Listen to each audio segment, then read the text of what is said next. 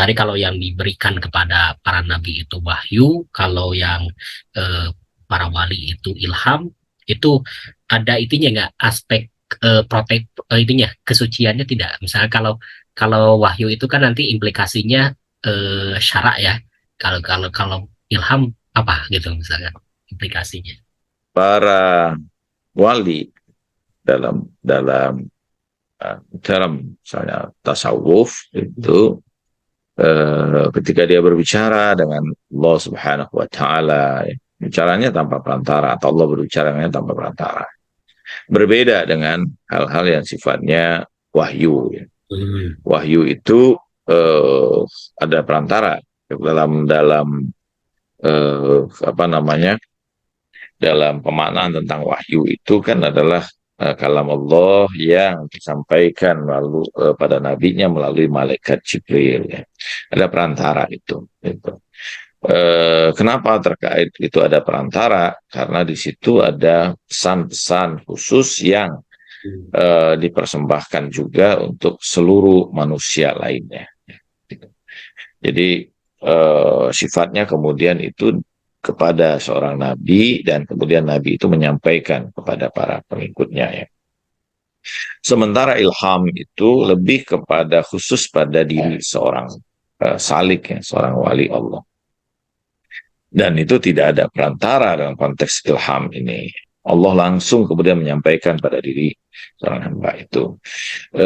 Apakah ini kemudian implikasi yang terjadi, implikasinya personal sifatnya. Bahwa pada konteks ilham itu, dia ada tujuan-tujuan ruhaniah yang dihadirkan pada dirinya ini sebagai eh, petunjuk, ya, pada dirinya dalam melakukan perjalanan ruhaniyahnya, dalam memperbaiki keadaan dirinya, yang dari itu tentu berefek pada ini yang di luar, ya. Jadi bukan dalam bentuk satu ajaran yang secara khusus mungkin dia harus sampaikan, ya. Ini perbedaannya dalam dasar. Dan kita dapati misalnya hal ini pada syarah Fususul Hikam Al-Qaisari, ya, yang menggambarkan bahwa ilham itu adalah sesuatu yang Allah sampaikan secara langsung kepada diri seorang hamba, berbeda dengan wahyu yang kemudian melalui perantara.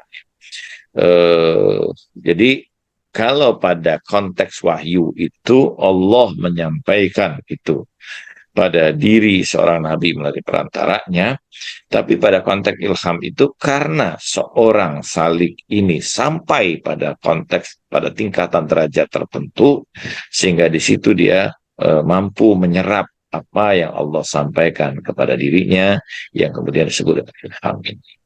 Apakah kemudian pada diri nabi, para nabi tidak mendapatkan ilham? Dapatkan. Mereka mendapatkan keduanya, ya, baik secara ilhami maupun secara wahyi, ya. Ada kalanya para Rasulullah SAW misalnya tidak hanya wahyu yang Rasulullah dapatkan, ada banyak kemudian hadis-hadis qudsi, ya, perkataan-perkataan Allah yang secara langsung disampaikan tanpa perantara kepada Rasulullah SAW, yang kemudian dikenal sebagai hadis qudsi, ya. Ini dan karakteristik utama hadis qudsi itu berbeda tentu dengan ayat Al-Quran, ya. Dia umumnya itu adalah pesan-pesan secara khusus yang terkait dengan hal-hal yang bersifat ruhaniah. Sementara yang bersifat wahyu ini biasanya pesan-pesan tasyri'iyah yang bersifat amah, umum, kepada semua makhluk, semua manusia yang Allah berikan tuntunan, baik itu secara ketentuan-ketentuan syariah, atau ketentuan i'tiqadiyah, atau kemudian ru'yatul kauniyah dan sebagainya, ya. Jadi demikian Kang Aksa, ya.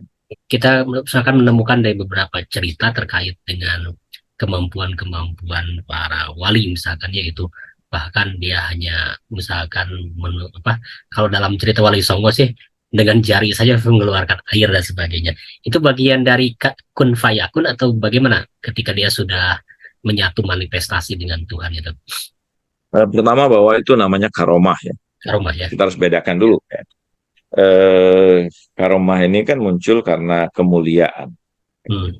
Nah, kemuliaan yang Allah kemudian secara khusus berikan pada seorang hamba karena berhadapan dengan situasi dan keadaan tertentu. Allah tunjukkan kemuliaannya. Allah jadikan dirinya itu, diri seorang hamba ini eh, berada dalam kemuliaannya sehingga dia mampu melepaskan diri dari kondisi atau keadaan tertentu. Ya. Apakah itu tadi keluar air dari jarinya dan sebagainya. Ya. Tapi itu sesuatu yang di mana Allah Subhanahu Wa Taala menjaga hamba-hambanya itu ya dalam kemuliaannya. Nah, jadi mujizat itu atau kemudian karomah misalnya muncul pada seorang hamba tertentu karena kedudukan sebenarnya ruhaniah dia di sisi Allah Subhanahu Wa Taala, sehingga Allah jaga kemuliaannya, kehormatannya. Ada orang yang datang kepadanya minta disembuhkan Hmm. melalui doa, melalui isyarat ilahiyah, dia berikan sesuatu sehingga menyembuhkan orang itu ya.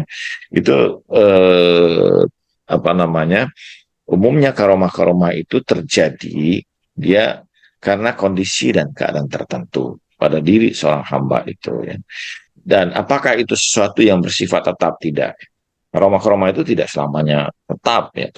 Ada kalanya dia berubah, ada kalanya dia hilang, ada kalanya tergantung dari kondisi dan keadaan yang terjadi. Dia tidak bisa kemudian menjadi sesuatu yang memang ya. Ada orang yang bisa menyembuhkan terus, tidak selamanya juga gitu. Gitu.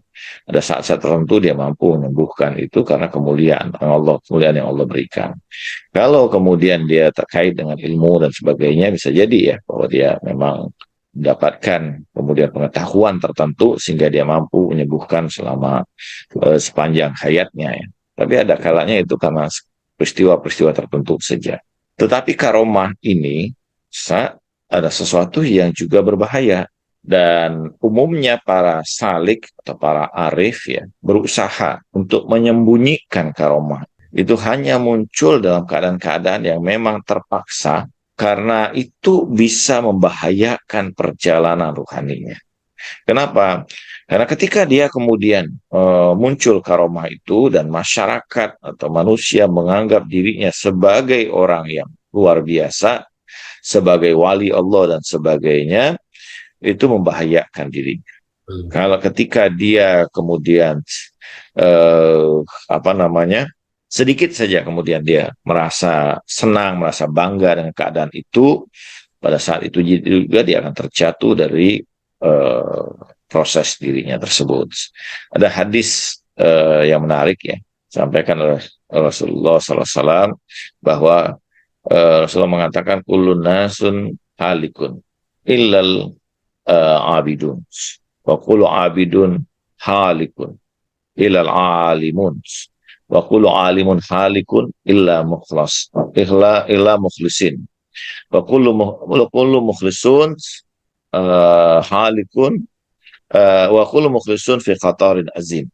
Setiap manusia itu berada dalam keadaan celaka kecuali orang yang beribadah. Nah. Setiap orang yang beribadah itu celaka kecuali orang yang berilmu. Saya agak lupa satu tadi bahwa kullu nasin halikun ilal abidun wa kullu abidun halikun ilal alimun wa kullu alimun halikun ila amilun wa kullu amilun halikun ila mukhlisun wal mukhlisun fi qatarin azim. Hmm. Jadi hadisnya begitu bahwa setiap manusia itu dalam keadaan celaka kecuali orang yang beribadah. Setiap orang yang beribadah itu berada dalam keadaan celaka kecuali orang yang berilmu. Setiap orang yang berilmu itu berada dalam keadaan celaka kecuali orang yang mengamalkan ilmu. Setiap orang yang mengamalkan ilmunya berada dalam keadaan celaka kecuali orang yang ikhlas, yang mukhlis. Dan setiap orang yang ikhlas atau mukhlis itu berada dalam ancaman yang besar ya, dalam bahaya yang besar. Jadi dia harus menjaga keikhlasannya, kemurniannya dalam hubungan perjalanan ruhanianya dengan Allah, karena sedikit saja kemudian muncul rasa riya pada dirinya, ujub pada dirinya, itu akan mengganggu perjalanan rohaninya. Karena itu umumnya para arif, para sufi, dia tidak akan kemudian, atau orang yang mulia seperti itu, tidak akan mengeluarkan karomah yang ada pada dirinya itu, kecuali betul-betul dalam keadaan terpaksa, atau ada isyarat yang datang kepada dirinya dari sisi ilahiyah untuk kemudian melakukan hal tersebut. Sebagaimana Rasulullah SAW mencontohkan dalam perang Uhud misalnya, Rasulullah bisa saja kemudian menghancurkan musuh-musuhnya itu, gitu kan. Tapi dia membiarkan dirinya bahkan celaka ya, sampai terluka misalnya. Pipi Rasulullah SAW, dia membiarkan keadaan itu karena memang dia tidak akan mendahulukan keinginan dirinya di atas keinginan Allah kepadanya. Demikian juga seperti perjalanan Imam Hussein alaihissalam ke Karbala itu kan, bagaimana kemudian datang pasukan jin kepada Imam Hussein dan memohon agar diizinkan untuk menghancurkan musuh-musuh Imam Hussein, dan mereka menjanjikan sebelum Imam Hussein sampai ke tempat itu mereka sudah hancurkan pasukan itu. Imam Hussein berkata, enggak, ini perjalanan kami. Kalau sekedar seperti itu, kata Imam Hussein, aku jauh lebih mampu melakukannya. Tapi ini perjalanan memang yang harus ditempuh karena Allah menginginkan itu. Ya. Nah, mereka mendahulukan keinginan Allah atas diri mereka, sehingga mereka berusaha untuk melepaskan semua keinginan-keinginan yang muncul pada dirinya, termasuk kemudian menampilkan karomah-karomah itu. Jadi karomah bagi seorang wali itu bukan satu tontonan, ya, bukan satu pameran ya, yang harus ditampilkan, kemudian yang membuat orang kagum padanya, dan tidak begitu ya. Dan itu umumnya kalau yang seperti itu biasanya syaitoniyah. Tapi seorang yang arif memang hanya melakukan atau menampilkan karomah itu karena Allah yang menginginkan dia untuk menampilkan itu. Tampaknya sudah cukup waktu kita. Terima kasih guru kita, Kiai Dr. Ridwan Walid, yang sudah menuntaskan pertemuan kita. Wa ma taufiqi illa billah, alaihi tawakkaltu wa ilaihi unib.